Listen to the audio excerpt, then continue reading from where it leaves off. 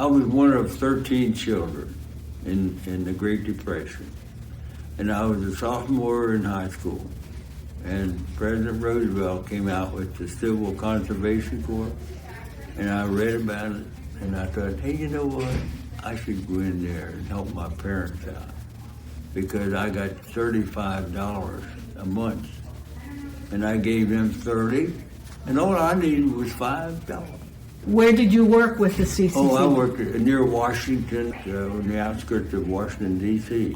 And we built bridges and parks and pavilions and roads. And we had barracks to live in, like soldiers and uniforms and sergeants. And it was a great training for me to get ready for what I had to go through in the war. So I spent probably a year and a half in there, and my parents loved it, and I did too. And then when World War II began, how old were you? I was drafted when I was 19 in 1943.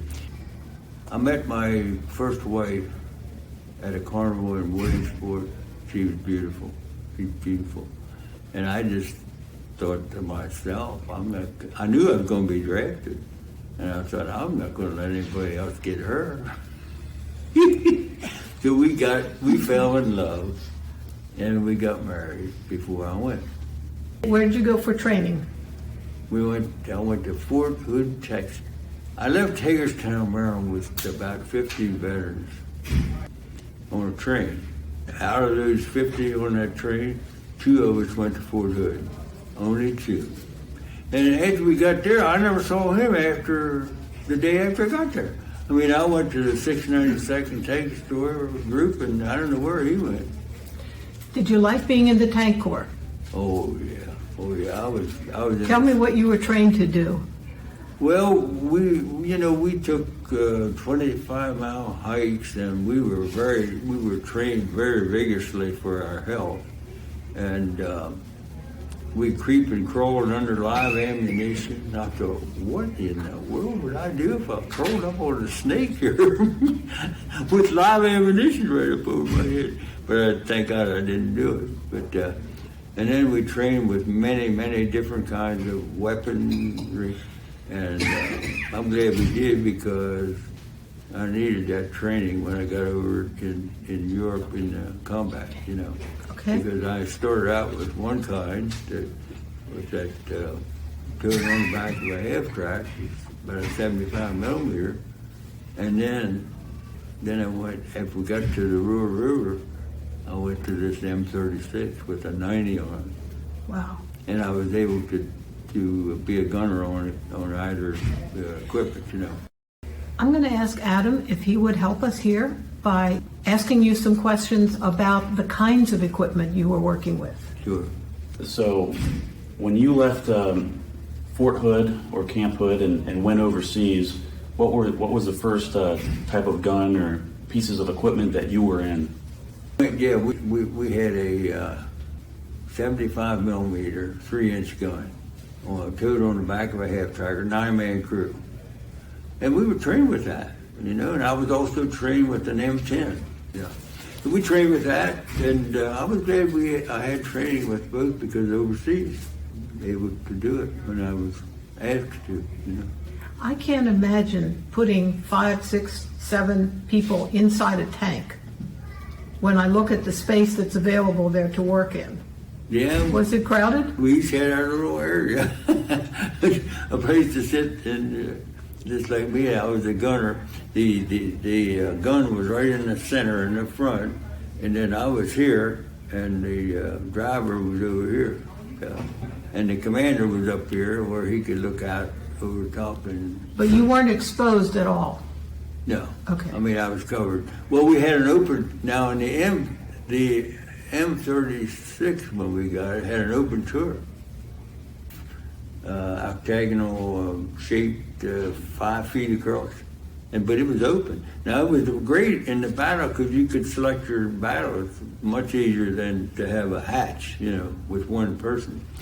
But it was also vulnerable, like in fighting in the small towns or something. The shells were hitting up in the second story and spraying down for us. on us. Well, I wore my steel helmet inside because of that vulnerability. And I still have a piece of shrapnel about that long, about that, yeah, and didn't go through because it probably glanced around maybe once or twice before it hit me. Slowed the, you know, but I lost my driver with a piece of shrapnel and went right through his helmet and come out the back. Because the shell hit right 6 feet in front of him and he got all the power, you know. But those kind of things are hard to forget. And you just have to heal from that. And I did after, 50 years maybe. I just couldn't talk about it for a lot of years. What key battles were you in?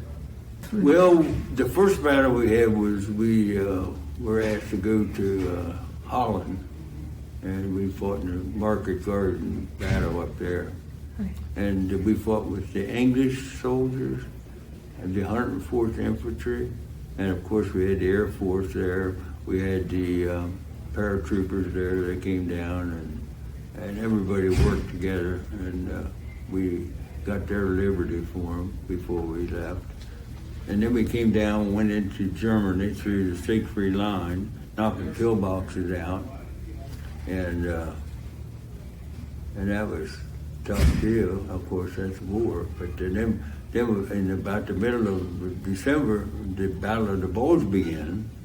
Of course, that's the tanks rush. You know, the Germans were driving, and General Patton, he wanted some help to stop the tanks, so he asked us to come over and help him. So we got involved in the Battle of the Bulge in that cold winter. But you know, back then I did have the half track to sleep in. I didn't have to sleep on the ground. So that was a big help there, because I had a friend who was in the infantry. His feet froze, you know. So before you went into a combat zone, you get in the M36, the driver fires up the engines, you know you're going to face the enemy. There's probably other tank destroyers in your unit, you're all ready to go. What did that feel like when you know you're going to face the enemy and you can hear the rumbling of the tracks and the engines? Yeah, I'm glad you asked that, because the very first battle I went into, the front line was Holland. And we got up there and it was dusk. You know, night was coming on. And of course we got our bullets, we got our everything, we got it loaded, and we were relieving somebody who was already on the front. And of course I heard, and I thought it was a thunderstorm. It was no thunderstorm, it was battle. And then if you see a soldier laying there, you think, well, this is war. So, Lord, be with me. That's me. Be the way I go. But being a Christian helped me out in that area, you know. So. What was the scariest moment you had? Well, you know, when you're in there a long time, you train a long time, which I did. You learn to know your buddies. They become your friend, you know. And to lose them right next to you is very difficult to do. You do everything you can do to save them, you can't. I think I told you the one about my American Indian driver.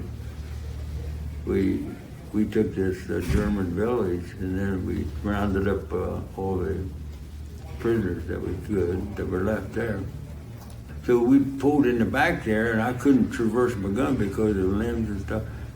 My driver, my Native American Indian, he volunteered to jump out and cut those limbs down.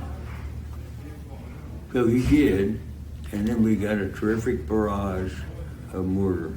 And one of the shells hit 6 feet in front of him, and it went off, and that piece of shrapnel went through his steel helmet and come out the back. Now, I think that was the worst experience I had. I really loved him. He was a great friend of mine. We carried him back there to a safety area. Just couldn't save him. Did you stay through the end of the war? Yeah. you went into Germany, Yeah. okay? And it was How far did you It go? was down around the southern part of Germany, and it was one of the last camps that were, and we were fighting with the 42nd Rainbow Division, and we took this camp and liberated it. Wow. It was terrible. Concentration camp? It was, yeah, it was prisoners, skin and bone, and when I say that, I mean it. No meat, skin and bone, just skeleton. What was your favorite aspect about the M36, and did you ever have to duel with an enemy tank? One of the worst things was we had a 9-man crew with the gun turret back after. So converting to the M36, we went from a 9-man crew to a 5-man crew. So we had to send 4 veterans away to the infantry or wherever. I never saw them again. What I liked about it was the tank-like destroyer. It was a tank-like, but we talked before, it didn't have a hatch like a tank, but it had an open turret, which made it very easy for us to select our targets, but it made it more vulnerable too. I like the power of the gun, the 90 millimeter, more than the 75 was a great weapon. And I like the tank-like fighting unit rather than gun on the back half track. Well, the main thing was the power of the gun, because before I was fighting against the German 88, and it was faster than sound, and I mean to tell you, that baby, if you, like I told you before, if you heard it, you didn't have to worry about it, because it's going. and that was the way with this 90. See, I put my crosshairs on something within a couple hundred yards. I had it without making much elevation or lead and stuff like that. It was a very powerful gun. So that's one thing I liked it over the 75. Yeah. Was there ever a point where your tank destroyers were transported, or did you drive them from Cherbourg all the way through Germany? Well, I'm glad you asked, because after we drove through Germany to the Rhine, in fact, when I lost my driver, it was right at the city of Nessen before we got to Cologne. And when we got to Cologne, we had a big celebration, because we couldn't go across the Rhine either. The bridges were bombed down. And we had a big celebration there of victory up to that point. And then we got command to go to southern France and southern Germany. And we had to come back, and we had we got the M36 at the Ruhr River. So we had that, and we had to put them on flat railroad cars back there and travel down to southern France and take them off their flat cars and go through the mountains down there and do the same as we did in Germany. And it was war, no matter where we were. In Holland, Battle of the Bulge, Germany, southern France, southern Germany. It was war.